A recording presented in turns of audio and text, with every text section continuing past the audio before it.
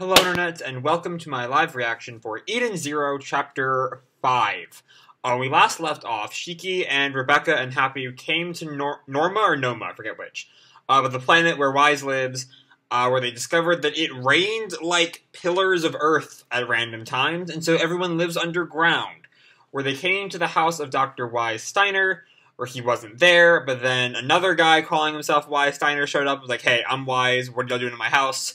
And then we cut 20,000 years into the future, we found what is presumably Shiki and Rebecca's corpses, with a B-cube that has Eden Zero written on it. And that is where we left off last week. This chapter took a little bit of time getting to us, but it's finally here.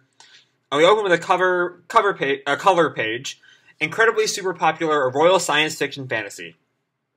From Mother, mysterious life form bigger than the stars, the dragons soaring across space. This cosmos is just waiting to be discovered.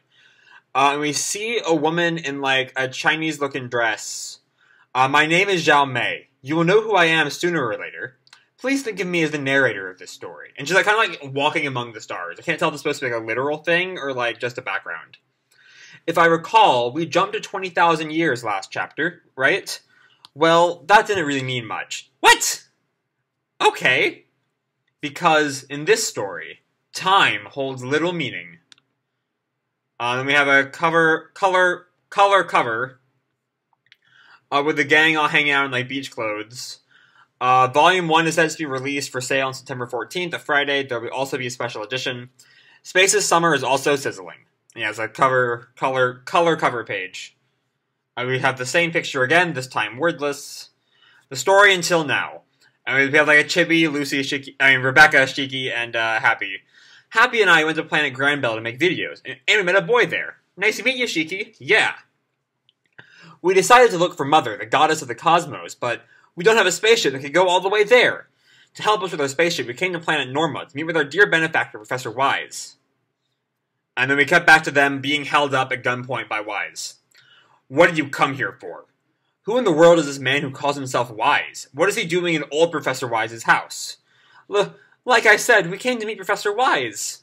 I see. And he, like, grins at them. So you're Sabir's underlings, huh? Sabir? I'll spare your lies if you all leave this place. This is Professor Wise's house, right? Get out. And Happy's, like, super scared. Rebecca... And Shiki, like, puts the goggles on, like, steps in front, puts on the X-ray goggles from last chapter, and steps in front of Rebecca. Wait a sec. And Wise, like, looks at him. Someone's upstairs. Hey, those goggles! Upstairs? And, Wise looks up, and, like, a rain of what looks like ether bullets, rains down from the ceiling. And everyone, like, starts screaming, what is happening? Wah! And Wise kind of, like, grunts to himself, shit! And Shiki, like, jumps onto the ceiling. Whoa! And Shiki, like, notices where the guy upstairs is. Right there, huh? Die, Machina! Heavy punch! And, like, punches up through the ceiling, and, like, it, like, smacks up and hits the guy in the, like, face. That's a really cool shot, alright. Nice! Seriously? The young Wise, like, runs away on, like, a motorcycle. Hey, wait! But he, like, gets away anyway. What do we do now? And Shiki, like, grabs the guy who's upstairs. So you're with Wise, huh? Then tell him this. Those who betray us will die by strongman Sabir's hand. What's going on? Okay, so I don't know. So we have young Wise, who I guess betrayed this Sabir guy who has now come to kill him. But how does young Wise fit in with old Wise? I don't know. I don't get it. I'm so confused. Anyway, he has that whole, like, badass boast, and Shiki, like, stares at him and just starts laughing at him. What's so funny? Well, you're trying to threaten me even though you're naked. Alright, he has the X-ray goggles on. And Rebecca, like, acts like she's heard the name before. She, like, says Sabir, and starts thinking. And then we cut to what looks like a cruise ship. Wah! There's even a river underground? Oh, Rebecca and Shiki are on there, and Shiki's, like, clinging onto the window. Shiki, will you please sit down? Was going to ask the professor to let us borrow his ship, but instead we got ambushed by some weird guy. And he's just like eating like over the toply. What the heck is happening? But underground food is so good. That guy wasn't the professor? Didn't he have the same name? that guy wasn't the professor. And just pulls up a picture of her with the real Wise, who is the guy I thought he was from the Chapter 2 and from the Chapter 1 cover. This guy is Professor Wise. And he looks at a picture of him. Doesn't he look like the guy we met? I thought so too. Did he actually invent a rejuvenation drug? And then while he became younger, it wiped out his memories too? That's it! Shiki and Happy just jump to like the most ridiculous theory they can find, and Rebecca is like thinking about it more seriously. Something feels off, and she tries to connect to the net, but there's an error. Huh? I can't connect to the net. Me neither. That's weird. The signal's usually good here. And now for the next story. And now we see, like a news report comes on the screen in front of them. Planet Blue Garden, known for attracting visitors from all around the cosmos, has given birth to a new adventurers guild. Named Shooting Starlight, the guild has already gathered a lot of members. Wait, that looks like... Isn't that the Meteor Torch Guild? It looks kind of like it. Before long, the guild will blaze new trails in space exploration. And both Rebecca and Happy like look at the screen in shock. Hey, that's our guild. I didn't know it was that new. And they both like in full like shock thing. I don't know. I can't talk today. That was 50 years ago. And Shiki's like, what? Professor Wise. And then we have a flashback of her when they first met Professor Wise. Rebecca, Happy, how are you two doing? And they both run to Wise. Professor! Let's see, have you grown? Not at all. And how's Happy doing? Hey, let's live together in Blue Garden. I'll pass. That planet is just too busy for me.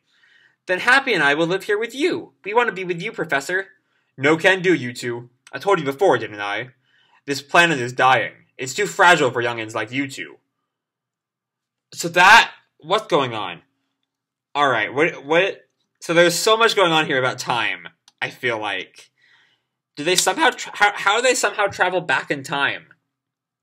Like, they were in the present, and then somehow by warping to Noma, they went 50 years back in time?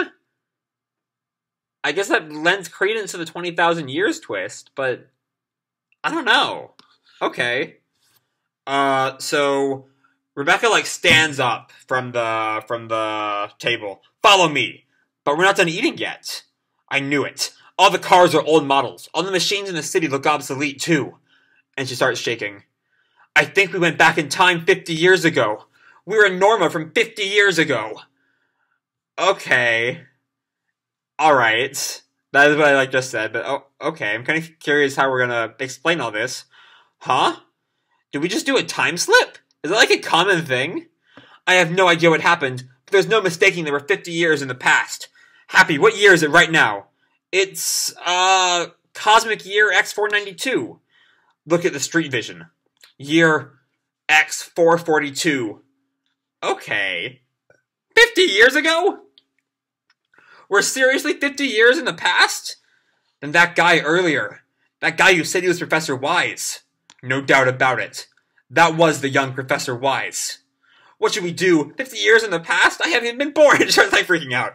You should calm down, Shiki. Shiki was like completely calm in all this. Tell us yourself. We need to find a way to get back to our own time. How did this happen? For now, let's just do a live stream. Skyrocketing views. Here we go. That's called persistence. That's called dedication to your job. She puts on like a little cat ear headband. We're not connected to the net. What are we going to do about the professor? Nothing. We can't just recklessly touch anything now that we know we're in the past. We might make a time paradox. We can't do a live stream either. Ah, crap, you're right. We really can't. Ugh, even though it'll make such a good video. And a shadow, like, passes over the trio. And they look up, and it's some kind of body. A giant, like, mecha thing found you. These guys are with Weiss. What should we do, Boss Sabir? Sabir? You know you shouldn't take other people's things, right? A huge robot! Sabir and his gang in the middle of town again. Everyone run! Wise took some money from me. If you're with him, then you're gonna pay as well. Professor Wise was a thief? He was Professor Thief. And we cut to Wise like hiding under a bridge. This is mine. I won't hand it over. I'll never hand this over to that bastard Sabir. In the world of 50 years past, Shiki and the gang are wrapped up with happenings on the planet Norma. It all comes down to Wise. To be continued in Chapter 6, Thief. Okay, this was a weird chapter. like, or it's kind of, things are like coming into clarity after the, it kind of contextualizes the weirdness of last week. So I'm kind of curious how this, like, they can just accidentally go back in time thing is going to relate to the 20 years later time skip. Though I definitely do get Zhao Mei's line of time doesn't really matter here. Like, I definitely do see that going on here. But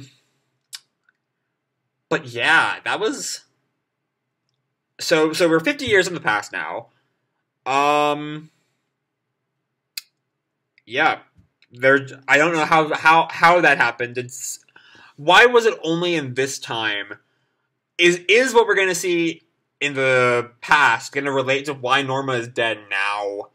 I guess it explains why Elsie has not shown up yet, because she's in the present and we're 50 years in the past. But I don't know. I don't quite know what is up. I mean, next week we're obviously going to have the fight with Shiki and Sabir, at least, or something like that, and then might get cut short, though, because of, you know, who knows what, you know. We're too early in the arc for anything big, I feel. Though it is an early enough arc that, like, I mean, like, Fairy Tail opened up with a bunch of, like, really short arcs, so we might see a short arc now. You know, the next couple chapters be done with Sabir and Norma, and find a way back to the present, but I don't know. I don't know what Mashima's long-term plans is for the series. All I know is that we are now somehow in 442 and we were in 492. That does kind of make me ask, though. So, with this kind of, like, space scale, like, franchise, what happened 492 years ago to make that year 1, or year 0, or whatever? Because, like, normally, you know, if a calendar starts over, it's because, like, you know, something big for the culture happened, whether it's, you know, in our own world, the birth of Christ, or is the Muslim calendar, it's not the birth of Muhammad, it's him coming back to Mecca, right? I don't remember. It's been a while since I've studied Muslim history. But, you know, it's something, like, big and, like, you know, world-changing for the culture. So what happened in this culture, you know, 500 years ago, especially given this seemed like a society that is, like, millennia old, given that they are a spacefaring society, and that's not early on in their culture's history, to, like, make the calendar start over 492 years ago.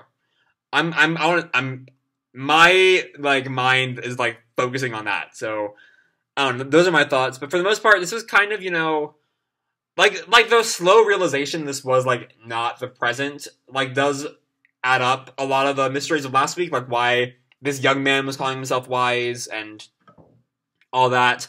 Now we have some new mysteries about what exactly it is that Wise stole, why Sabir wants it so badly, if it's just like, oh, no one can steal from me, I gotta kill him now, or if it's just like, this is something really important.